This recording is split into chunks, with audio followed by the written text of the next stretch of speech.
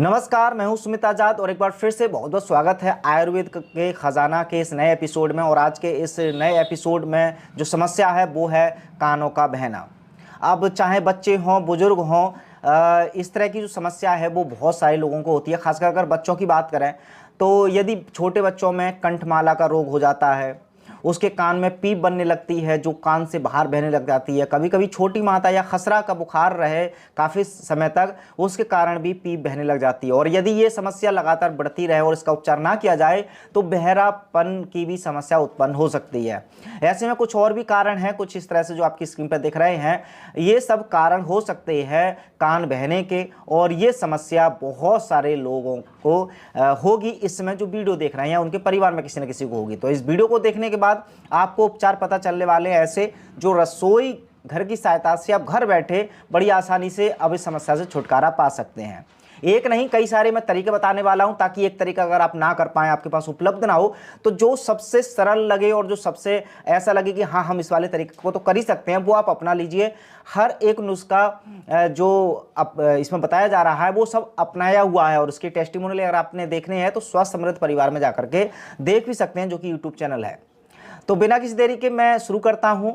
जैसे कि अगर हम कान बहने के जो लक्षण हैं अगर उनकी बात करें तो इसमें कान में भारीपन होता है, पलकों का कभी कभी सूज जाना, कान के पर्दे फट जाना, सर्दी के साथ थोड़ा थोड़ा ज्वर यानी बुखार आना, कार्य प्रणाली की सूजन, कान में सूल, कान में धू धू की आवाज़ आना, सिरा सूल, उसके अलावा द्रव बहना, जैसा कि जब बहेगा वो तो खैर पता आपको चली जाएगा।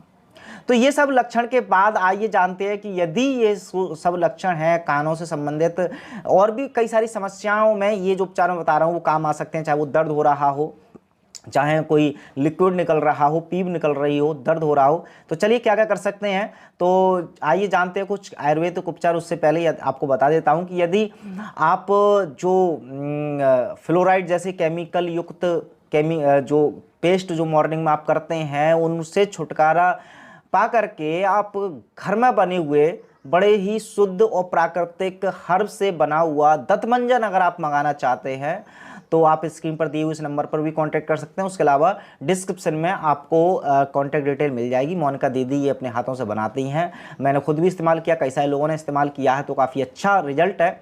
आप भी केमिकल वाले पेस्टों को छोड़ करके आप दंतमंजन का इस्तेमाल कर सकते हैं। चलिए अब सबसे पहले बात करते हैं कि इसमें जो कौन सा उपचार आप सबसे पहले कर सकते हैं। उसके लिए है नीम, जो कि सब लोग जानते ही हैं। नीम का इस्तेमाल कैसे करना है कि नीम के तेल में शहद मिलाकर रुई के फोए पर इसे लगाएं, फिर कान को साफ करके इसके अंदर फोए को लगाएं। इसके बाद जो मवाद बहना है वो ठीक हो जाता है। तो एक तो हो गया नीम।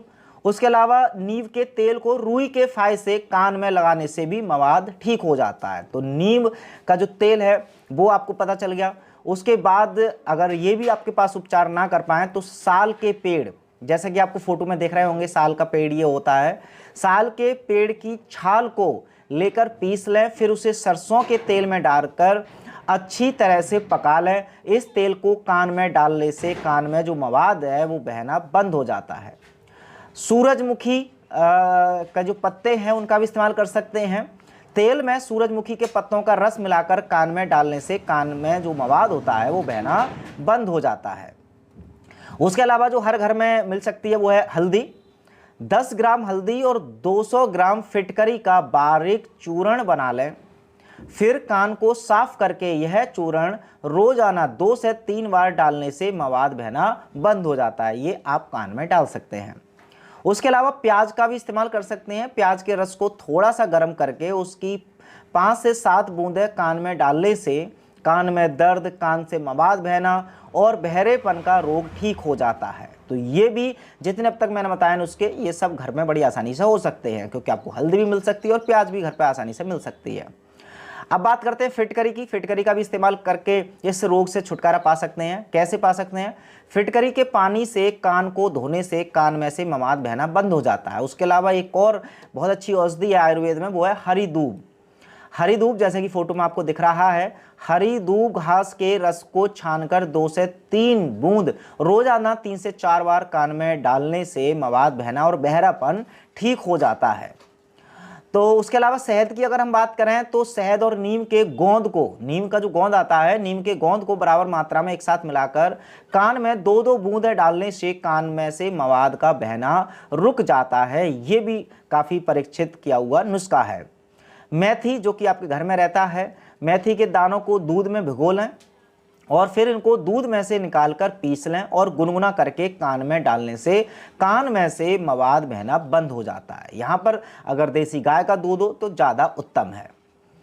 उसके अलावा अगर हम और बात करें लहसुन, लहसुन का कैसे इस्तेमाल कर सकते हैं कि लहसुन को सरसों के तेल में उबाल कर कान में डालने से कान का दर्द, कान में घाव और कान से मवाद आना ठीक हो जाता है, तो इसका भी आप इस्तेमाल कर सकते हैं। उसके अलावा नींबू जो कि आपके आसपास मार्केट में मिल ही जाता है, तो सुबह उठने के बाद पानी में नींबू को निचोड़कर पानी से कान जो कान है और उसको साफ करें तो या उसमें डाल करके इस रस को मवाद बहना कम हो जाता है यदि इसका भी इस्तेमाल करते हैं तो दोस्तों ये कुछ ऐसे तरीके थे। आई होप कि आप इनमें से कोई भी नुस्खा करना चाहे तो कोई भी ऐसा कठिन नहीं है, बस शर्त यही है कि आपको थोड़ा बहुत है, जैसे अब दवाई लेने के लिए भी आप अस्पताल पहुंच जाते हैं, डॉक्टर के पास पहुंच जाते हैं, तो घर में भी थोड़ी सी मेहनत कर लीजिए। इनमें से कोई भी नुस्खा कर लीजिए, चाहे आपके बच्चे को प्रॉब्लम हो, चाहे खुद हो या वयस्क हो। बाकी का इसमें जितने भी नुस्खे बताए हैं वो सब कई सारे लोगों ने अपनाए, उन्होंने अनुभव साझा किए, इस आधार पर मैंने आप तक साझा किए हैं।